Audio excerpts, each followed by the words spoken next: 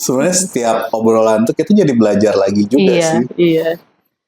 Jadi belajar. Justru kadang-kadang ada sesuatu hal yang mungkin jarang kita pikirin, terus karena lewat obrolan jadi, oh itu tuh perlu loh, itu penting gitu. Bisa diobrolkan gitu. Perlu penting. Penting untuk diobrolkan. Penting untuk dipikirkan. Jadi kadang-kadang sebelumnya ngapain sih? Kita udah tahu misalnya, atau kita sebelumnya udah pernah ngobrolin, tapi karena emang jarang kita diskusi tentang hal itu, jadinya ya udah lewat. Tapi ya itu pentingnya diskusi itu ya, pentingnya komunikasi, diskusi. Sharing pemahaman, sharing pemahaman hidup kali ya. Betul. Nah, kalau sharing keilmuan ya itu ada bagiannya. Bukan kita ya kayaknya. Bukan kita kayaknya. Ini mah hanya sebatas ya pemahaman kita terhadap sesuatu. Ya pemahaman yang terbatas terhadap sesuatu. Kita mencoba untuk diobrolin. Mudah-mudahan ada manfaatnya untuk yang mendengarkan, sobat-sobat Bajik di rumah. Betul. Oke. Gini, tadi tuh apa? Udah diawali. Ada yang penting, ternyata ada yang penting, ada yang perlu ya. Kenapa sih kita suka mikir ada yang penting? Harusnya kayak gini. Oh, sebaiknya kalau yang lembutnya ya versi apa sih bahasa yang lebih diplomatis. Sebaiknya. Gitu kan. Hemat saya. Kalau yang agak to the point harusnya begini. Yang benar harusnya kayak gini. Oh, itu ada penekanan. Yang benernya menurut siapa? Menurut siapa? Ya itulah, kadang-kadang ada beberapa penekanan yang kadang kita nggak sadar. Itu tuh sebenarnya apa sih gitu kan? Mungkin nanti kita akan bahas tentang itu kayaknya. Apa tuh berarti itu teh? Ya nanti aja deh kita.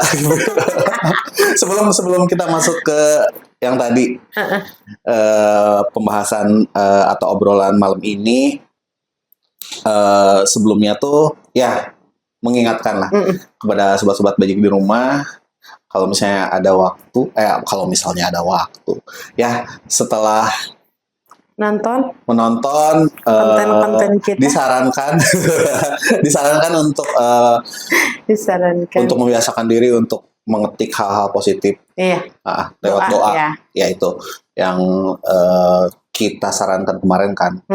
Jadi sobat-sobat Bajik di rumah nanti setelah nonton videonya boleh ketik doa, tebarkan doa, berikan doa kepada siapapun yang sobat Bajik mau gitu kan, yang diinginkan. Mau untuk diri sendiri, mau untuk orang lain ya. Intinya kita membiasakan diri untuk berdoa dan menyebarkan kebaikan. Mudah-mudahan itu jadi afirmasi kan. Kalau sering-sering dilakukan, makin sering kita lakukan, itu ngebentuk karakter habit yang bagus gitu. Kebiasaan yang bagus, kepribadian. Membentuk kepribadian juga.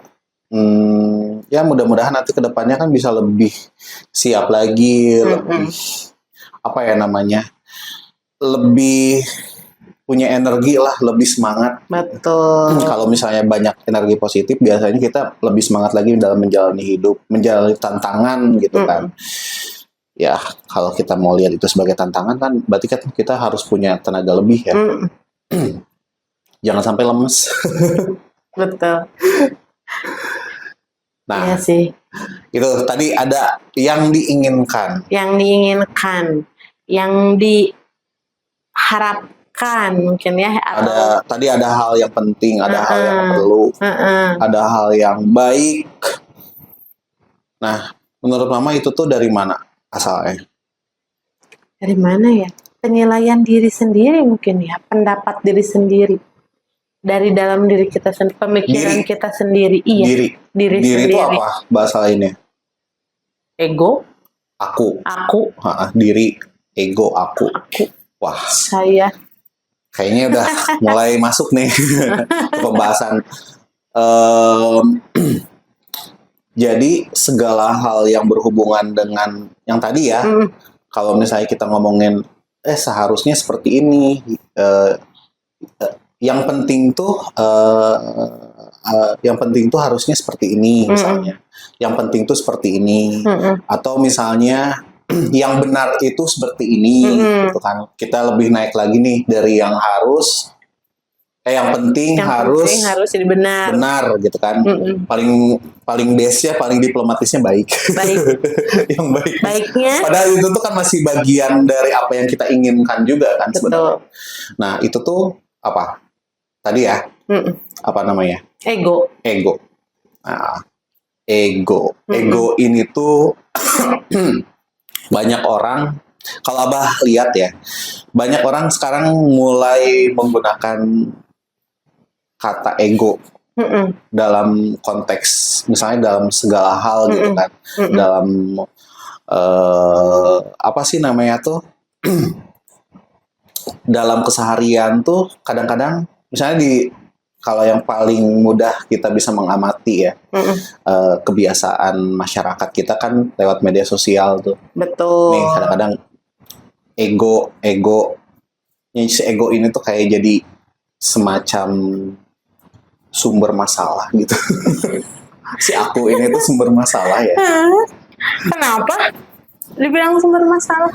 Ya nggak tahu juga sih itu kenapa muncul persepsi kalau ego ini tuh jadi sumber masalah, jadi biangnya masalah.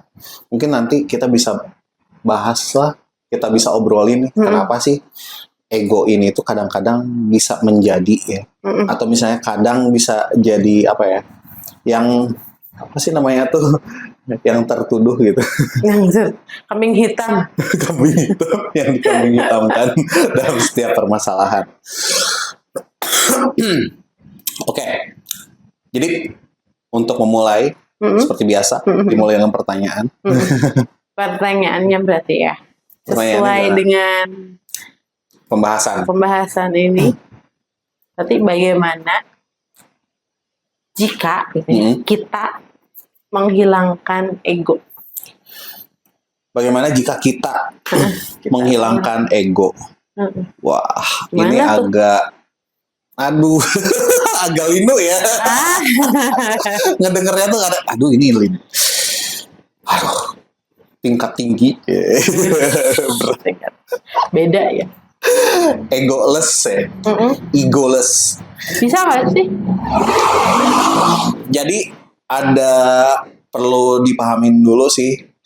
Ego itu tuh kan kalau secara etimologis, secara bahasa. Berat ya. Secara bahasa itu ego tuh dari bahasa Yunani atau bahasa Latin, bisa di cross check ya. Ego tuh artinya diri atau berkembang kemudian jadi aku kan. Aku. Kalau dalam psikologi itu ya aku itu konsep diri gitu kan, si konsep dirinya. Konsep diri itu aku tuh, misalnya aku tuh kan punya identitas, nama gitu kan. Nah si nama ini tuh ternyata punya struktur kompleks di pikiran. Oh ya? Nah, ada struktur kompleks. Di mana sih letaknya ego? Di pikiran. Ya di otak lah. Letaknya di mana? Di otak. Di otak. Di pikiran kita. Nah, si ego ini tuh terbentuknya dari apa aja? Kira-kira? Watak ya? Bisa. Watak tuh kan dari kebiasaan ya. Dari kebiasaan yang diulang-ulang. Akhirnya jadi watak. Jadi ada dua hal yang ngebentuk ego kan. Yang pertama hal yang sifatnya natural, berarti yang diwariskan dari orang tuanya. DNA misalnya. Ada watak apa sih namanya, karakter atau sifat yang diturunkan, sifat bawaan yang diturunkan secara apa sih namanya, natur secara alami. Terus ada yang nurtur itu tuh lingkungan yang membentuk kita. Jadi ada dua hal ini nih yang pada akhirnya membentuk si ego, si konsep diri manusia itu seperti apa gitu kan. Nah, seiring berjalannya waktu, sebenarnya kalau misalnya kita mau lihat karakteristik yang sifatnya egoless tuh, kita bisa ngelihat bayi.